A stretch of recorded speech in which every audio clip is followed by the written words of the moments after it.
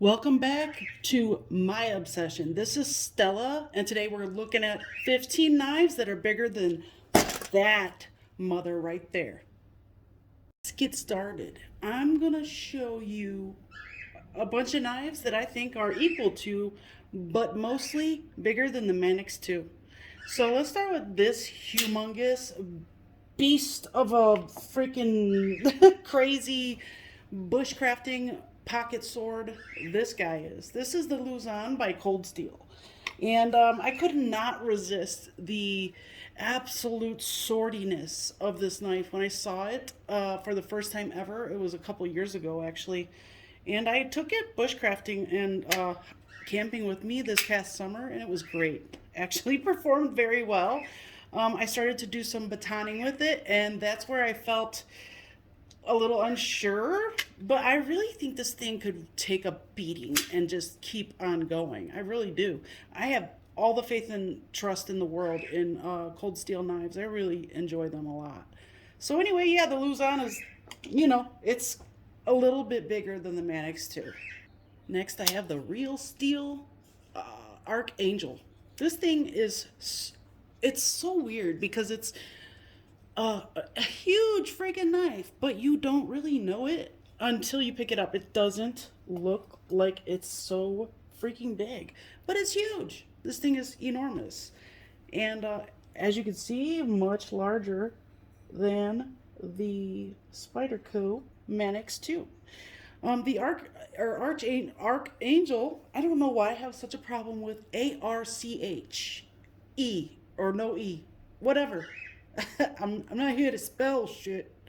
But anyway, the Archangel, pretty cool knife actually. I'm gonna be doing something special with this. I think I'm going to. Well, first off, I still want to get in there and look at those needle bearings, but I also want to save this for a rainy day for a specific reason. I'm not going to get into that right now. Let's move as big as it is. But this thing is huge, and you can beat the crap out of it. Real Steel knives make really great knives, actually. They're hard used knives. This also has a bit of luxury to it with the needle bearings. It has really smooth action and really pretty micarta. It's smooth, but it can, if it gets wet, it definitely will stay in that hand. So it's a great knife, and it's bigger than the Manix 2. How about the Helix from Concept? This is definitely a bigger knife than the Manix 2, and it could take a beating. I do not recommend this for left-handed users. It has a very weak detent and will open in your pocket if you are bending and just very active, I'll say. You cannot carry this in your left hand pocket and trust the detent. I cut my pinky finger open when I was camping because I was carrying this in my left hand pocket, so I recommend only using the Helix in your as a right-handed user. I know there's plenty of lefties that are out there that are left behind, basically, that have to adapt anyway, so it's probably not news to you. But this is an amazing bushcrafting knife. This thing can take a huge beating. Do you see the size of that blade? It's enormous. Let's hold these two together. So, everybody, I mean, as far as I know, there are many of you out there that are familiar with Spyderco's larger knives, and the Manix 2 is definitely one of them. But look at that blade. It's beast-like. Yeah. So anyway, yeah, the Helix up against the Manix 2. Beat this thing up. You can baton with this. I did last year. So great knife for that stuff. Just not for lefty. It's not lefty friendly at all. So let's move on. Let's stay with the Concept and go with the Corvid XL. One who is ridiculously larger easily. But it's funny because there are knives in this group that are much, much larger than the Manix 2, but you wouldn't really think that this is actually closer to the size to the Manix 2 than it really is. I mean, there are other things that are even larger than the Corvid XL. the thing that makes this look so massive is its sheer massiveness. It's so wide, it's crazy. So this is basically a butcher knife. You know, I cannot wait to beat the crap out of this thing camping this summer. Ooh, if this was just turned over, oh, I'm gonna do something with this. But anyway, there you go. The Corvette XL is a great choice if you're looking for something around the same size or bigger. Here's another one that is one of my favorites. Actually, I almost dropped it. It's larger than the Manix 2, but it has a lot of class, and I trust this knife to be slightly hard use. I think you could put a nice little whooping on this knife. I really do. This is a great knife, and it also has a little bit of that, you know, it just looks good. And it has that luxurious micarta on it. It's just a pretty knife. This is my favorite blade shape, which is very similar to a lot of Spyderco's. So I guess I tend to gravitate toward that blade shape in, I'll say, not my everyday life, because a Wharncliffe or sheep's foot really does work very well in my everyday life. But this spear point, I love this. I love it so much. Big fan of the spear point. And this is the Artisan Ariane. So just to show you, let's move on. Here's one that surprised me. It's the CJRB Gobi, and it's actually a little bit larger. It's about a half an inch larger than the Manix 2. I do trust this in a hard use situation too. I wouldn't baton or anything with it, but it's definitely good for a nice slender carry and for hard everyday use. So that's the CJRB Gobi. Definitely give that one a shot if you're looking for something that is affordable and that you can beat on, that you don't mind losing or dropping like I just did. But there's carpet down there. Let's move on. Probably no secret by this time that the Petrified Fish Beluga is bigger than the Manix 2, or very close to the same size. It's actually probably about I would say about a half an inch larger in length. And then you have about the same width, but I would say that there's a lot more belly on the Petrified Fish. So if you're looking for more belly, you can definitely put this through the ringer if you would like to. So yeah, the Petrified Fish Beluga is definitely a good choice for heavy use, and if you're looking for something as an alternative to the Manix 2. Let's get started on this next one.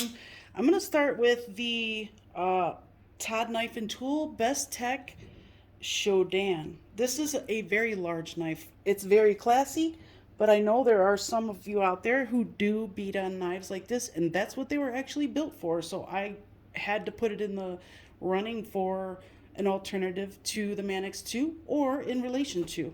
So there you go. Todd Knife and Tools Shodan, put out by Bestech. Amazing knife. Very classy, and it's such great action on this thing. Great action. You can use the flipper tab or you can delete the flipper tab, but I don't think I'm going to be making any, you know, deletions on this knife. But the slot, the fuller, whatever you want to use on this blade works so well. It's like first nature. It's like second nature when you're using this knife. So definitely a beautiful and amazing blade shape there. Same blade shape, you know what I mean? So it's a great alternative to the Manix 2. Let's move on.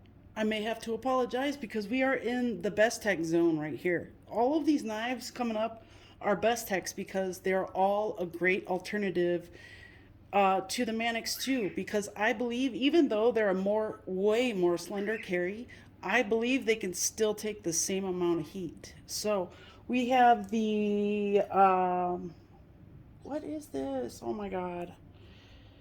I can't think of what this is, you guys. I'm so sorry, but that shouldn't come as a huge surprise.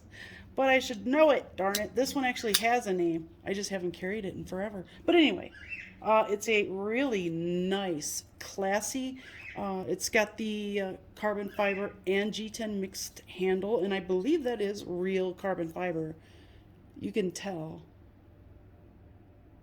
It's a very pretty, very classy, very smooth knife. I wouldn't use this in applications where you would get it very gritty or dirty because there's you would probably need something that runs on washers for that. But this one, it's so smooth. I mean, it's not like you can't clean it out, right? Just for that extra luxury. One of the most underrated. I swear this is such a smooth Bestech knife, and it's so cheap, and it has all of the best aspects of a good heavy use knife. This is the Swift by Bestech, and it's got D2 steel, a slight trailing point. So this is probably for different applications than you normally use something like a drop point or a leaf shaped blade, spear point. This might be for a slightly different application, but I really do feel like it's underrated. It has a great place to choke up right here, and it's got a lot of luxury feel to it.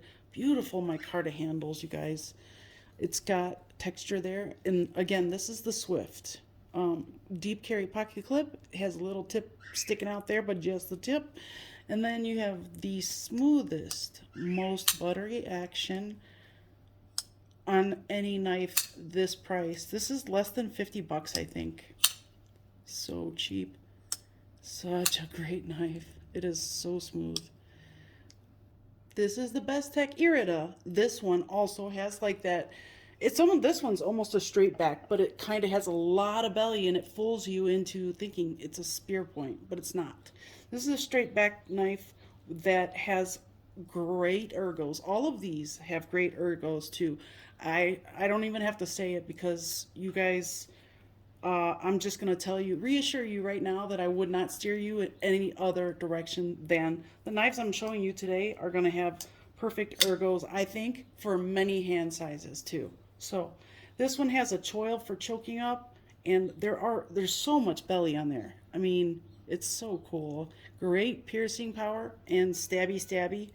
But multiple deployment methods. You have the slot in the blade, or fuller, whatever you want to call it. Very cool. I just love this knife. It's buttery smooth. It's glassy smooth. So good, you guys. Right here is the Falco. I just got this one in yesterday or the day before, something like that. And this is a great alternative, or, whatever, to the Manix 2. It's larger. It has a great handle on this thing, though. It's so comfortable. It's thick. So it kind of replaces the wideness of the handle on the Manix 2. And it has a great choil for choking up, a lot of belly. It's a drop point, and it has a lot of belly. It has two forms of deployment if you need two forms of deployment. It's a large knife, and it's lightweight for its size because everything on this thing is titanium except for the blade, of course. And the scales really are the G10 and carbon fiber mixture, and they're gorgeous as well. So not only are you sporting class and style, especially with a kombu design, you've got your day covered with this one. This is a multi-use knife. At any I think I could use this any time of day. Any time of day. I could use this on a steak, or I could use this for utility cuts. The way the down the drop point is, it's amazing. So I will. I think a lot of kombu designs can be great alternatives. They're all going to be large, heavy use knives too. So, and I stand by that full on. So great knife here. Great knife. Before we get to the last knife, which is a special one, I just wanted to show the at least one button lock, and it's the Solaris by Orion Knives. This isn't bigger than the Manix 2, but I could definitely hold this up to that. Like, this is a definite great comparison knife to the Manix 2. You could beat the crap out of that knife, and then you still have a plunge grind, or I'm sorry, freaking, what do you call it? Button lock. Sorry. So yeah, you have a button lock. So this is something you could consider if you want a choil, a drop point blade, a thicker handle to hold on to. It's a little blocky, but this is definitely great for hard use applications. And then an easy form of shutting it, you know. Same with the Manix. If anything, this is probably more compatible with the Manix 2 than a lot of the other ones. So if you're still looking for that easy way of closing the knife without having to touch it, or as far as, disengaging the lock or anything like that, here you go. You have a button lock right here. So this is definitely a comparable knife. So great knife though too. And last but definitely not least is the Behemoth. This is the Tucson 390 by Keanu. This is a new designer to me. This can be used in many applications too. This was a genius design. It has a really thick chiseled type tip. Well, I mean, if you could call it a tip. You can totally chisel with both sides. So righties and lefties, there you go. If you need something like that for your job, this thing is amazing. If you have trouble finding a knife for special reasons, check that tip out. You're not breaking that tip. I mean, the thing is on there. It's thick. It's amazing too because they put this jimping on there, obviously, because they want you to use this tip, the secondary tip, because I would call this, in my opinion, this is a compound chisel tip. It's a compound grind, obviously because of this, but this is a chisel tip. So a compound chisel tip is what I'm going to call it. And you still have a super slicey midsection, but you have an ever so slightly, like a slight recurve right there. It looks like to me it's not gonna be flat. Yeah, it's definitely not flat. So you do have a little section in the middle that you can see under. It's like, it's really hard to even count it, but honestly, it will probably go away as soon as I sharpen this knife, but I'm not going to have to sharpen it very soon because this thing came ridiculously sharp. So just so I can prove that to you, let me go grab some. I'm just going to grab a book. All right, let's try something here. I know that both of these will easily go through the whole thing, but let's just try. Well, all right, just for giggles, let's do this real quick. Okay, so we're gonna. All right, we did okay with the tip of that. So it looks like we got to all the way to page.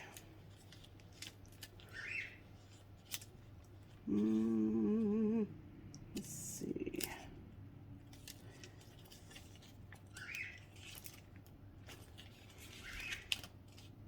Got all the way to page 18.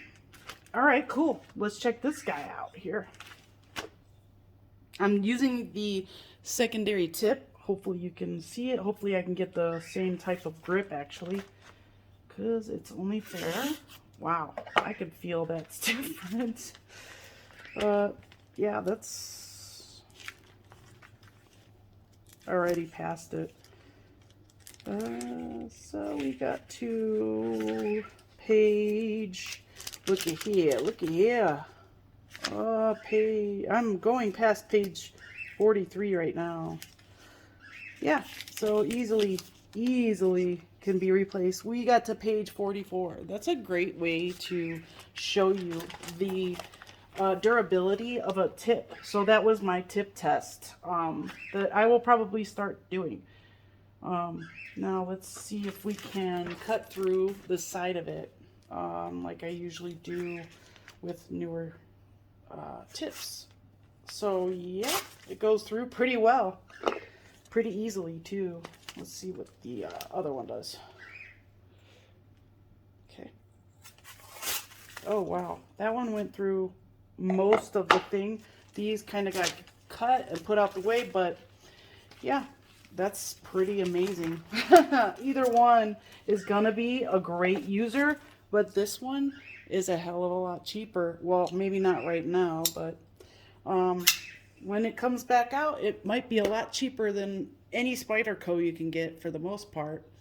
So anyway, I hope you made it to the end to see this big old behemoth, and it's the 390 by Tucson, designed by Keanu, a new up and coming designer. I'm really happy about this. It's gonna be something new, and yeah, I will see you soon. Wait a second. Let's try this. Right there. I didn't even try that. I didn't even think about that. Let's see how far that went in.